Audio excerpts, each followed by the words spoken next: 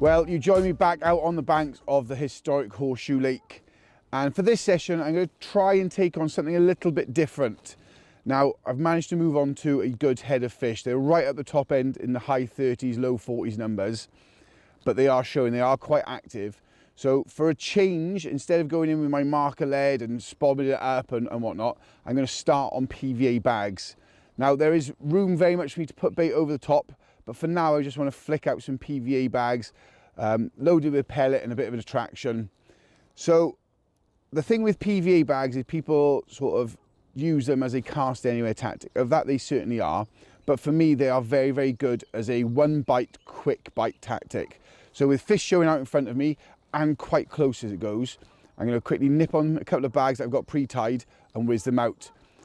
If nothing happens, I will happily put bait over the top, but for now I'm going to put 3 bags out and leave them for a couple of hours and see if we can get a take.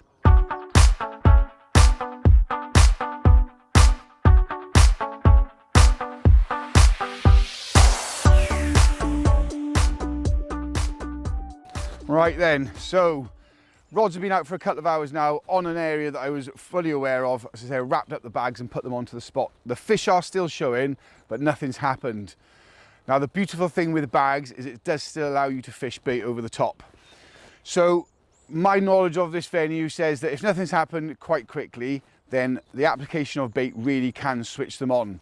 So I've gone for my standard mix I use in Horseshoe, a mix you've already seen, but very quickly you've got pellets in there, particles in there, sweet corn, and a little bit of chopped up worm and some boilies as well, all mixed together to sort of make a sort of plethora, if you like, a whole host of goodies there, but keeping everything quite small because, as I say, I'm using those small little wafting hook baits, and I now know that I've got 3 heavy patches of pellet over the top.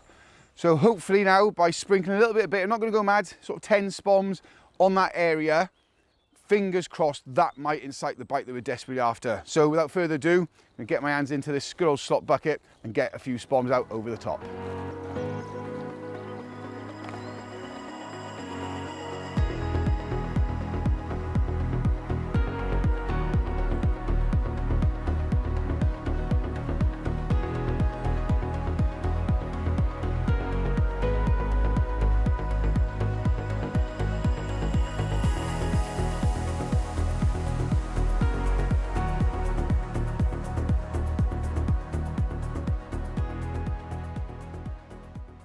Well, first fish of the session, 26 pounds and ounces of incredible Horseshoe zip fish. Oh, she's still very, very lively. But what an incredible carp. Both sides are exactly the same, true zip linear, and what a fight. About half an hour late from what I thought. I thought they'd be here about 6 o'clock, but half past 6, rod rattled off. One of those little pink wafters over a load of bait again. Awesome. Right, some photos and let's slip her back.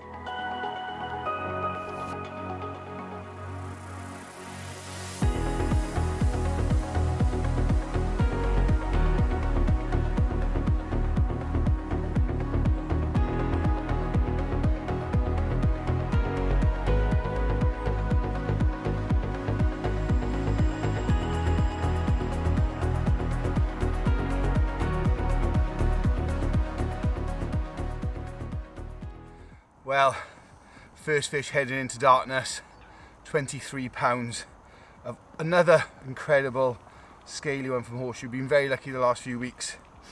Not going to put a bit of bait out, to be honest, but testament to certainly finding a fish, putting a bit of bait out, and something they want to put in their mouths. Right, quick stills and slip this one back. Seems like I keep saying that, but awesome.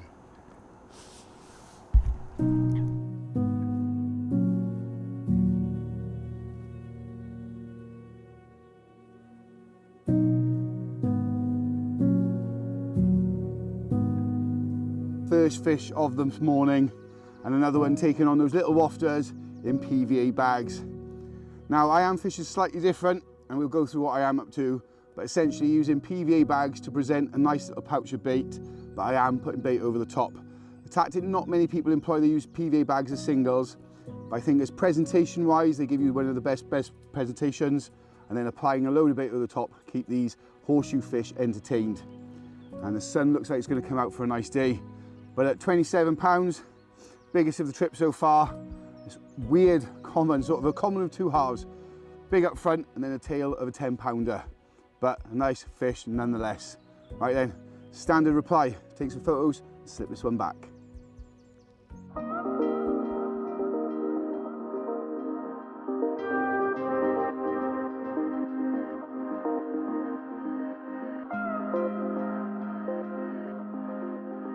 Right, well, that's the third fish slipped back, and it seems to be going really, really well. As I say, I've had a lot of good success as a fish bosses over the shoulder on Horseshoe, just using normal conventional methods, my wafter rigs and whatnot.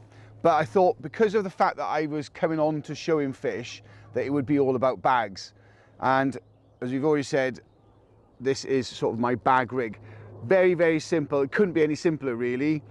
Nice bit of supple braid, my ever faithful size 6 wide gape, and it's sort of a KD whipping, if you like. So I've got 10 whips down and then 2 whips underneath, and then a little pink wafter, one of those ISO cream wafters that have been doused up. They really are potent. And I think that is what it's all about, is having a really attractive single in that pile of pellets.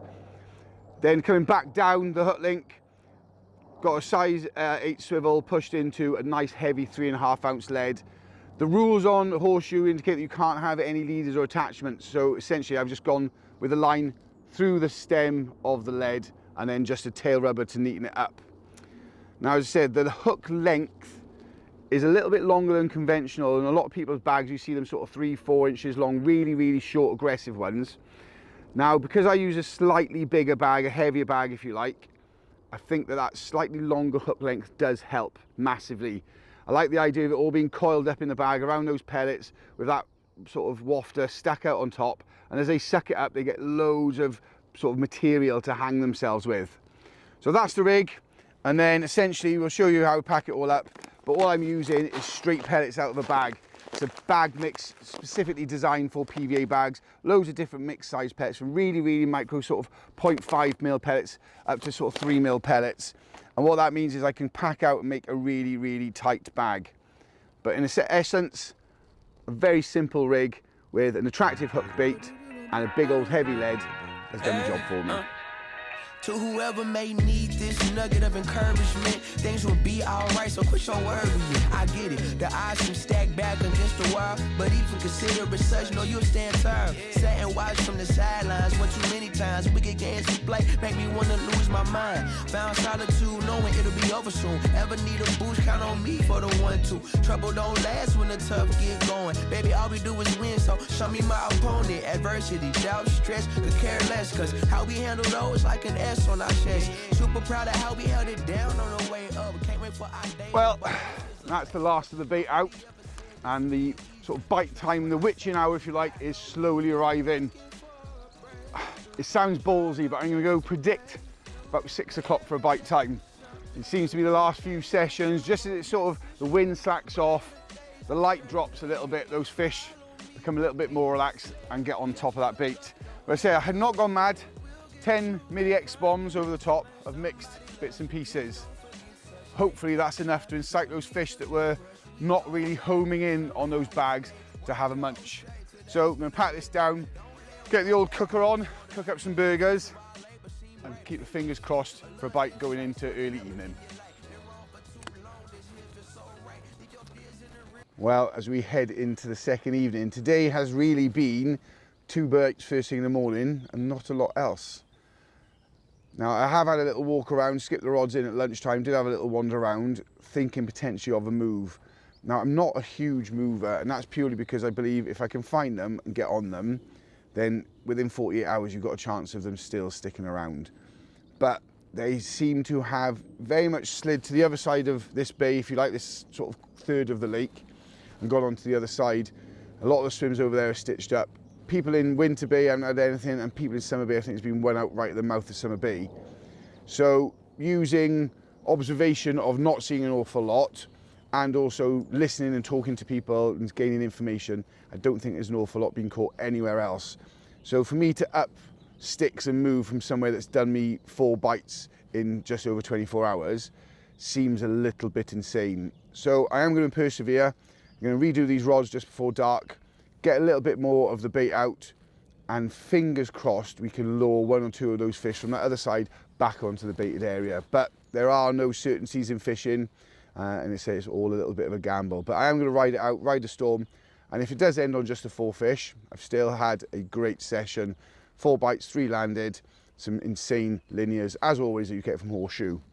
So without further ado, I'm going to run behind this camera, skip these rods in, 3 fresh hook baits, put them back out on the spot, and then put through probably 8 or 10 more spoms over the top again of that mix, and just see if we can incite 1 more bite.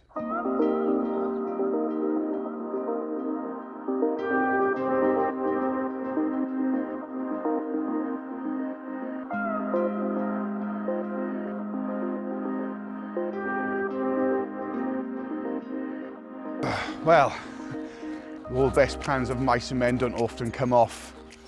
Potentially should have moved, potentially sitting here for the next couple of hours will provide 1 more bite. But as I say, I've spoken to a few mates around the lake and they're still not catching anything as well. So it could potentially be they have switched off. However, I think from the off we got it right. Finding the fish was absolutely key. They say a lot of the other areas of the lake have not produced anything at all. So to get 4 bites from a certain area and off a certain spot was key. Going in with the bags, it's not something I often do here, but because they were so visible, there were so many fish showing, it seemed silly to start causing disturbance. I was aware of an area out there, put the bags out, and I can sit on those bags confidently that if a fish or 2 came across, there was enough bait there. That didn't happen, as we said. And then applying a bait, that stimulus, that sort of something for them to be attracted to, is what switched it around for me.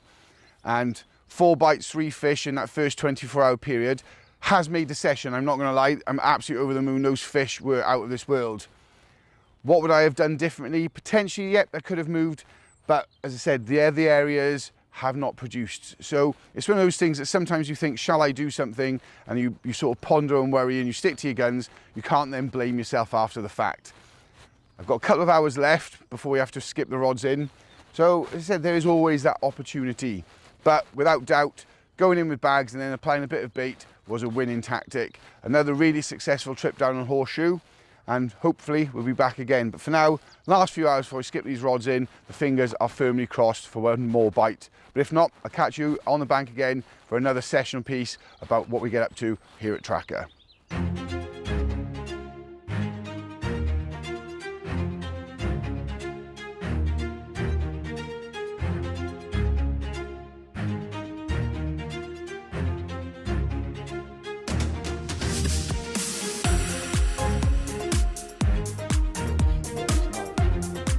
Oh, is that you? Nope. Well, unbelievable. Literally, just on the closer, saying a couple of hours left, walked up the bank just to have a nose really, and that middle rod's gone again. And this has taken line at 100 odd yards already, and it's kiting left, left, left, so trying to give it a little bit of side stream, put it back in line, so we don't get any mishaps with people down the bank. Unbelievable, literally 5 minutes, not even 5 minutes after finishing, potentially closing the episode. So we're gonna try our best to get this one in, because that would be a great end to sticking to your guns really. Oh mate, this is trouble. Come on, bounce out of there please.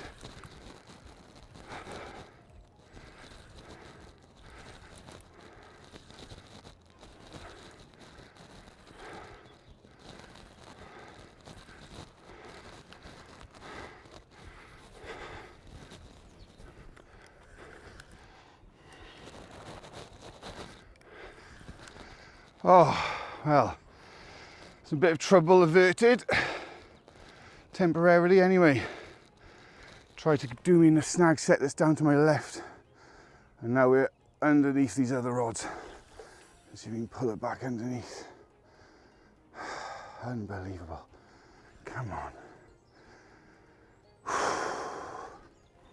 Heart is absolutely racing, because this would be a deserving end to the video of sticking to your guns when you think you got it right. I guess she's on the surface. Come on. Oh.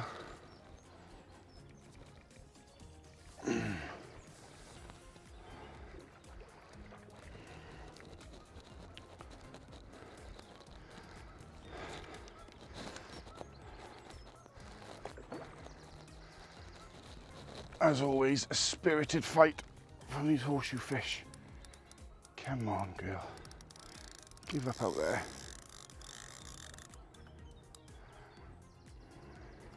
Oh.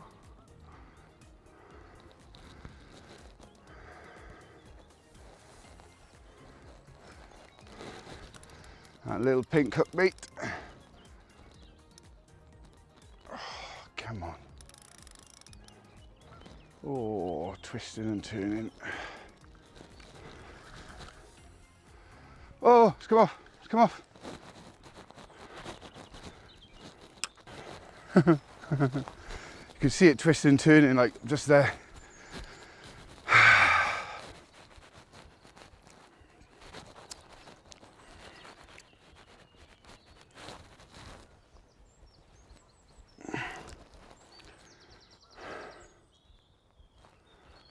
That's tough, that's hard. They're just very tough to swallow. How you feeling, John? Devastated. Well, we got it all the way into the margins. You could see it wasn't a big one, but unfortunately, that is the way fishing goes. It's sometimes we would cut this out, but we're definitely going to keep this in because it happens. It's real. Unfortunately, that potentially is now the end of it for me. Got sort of another hour.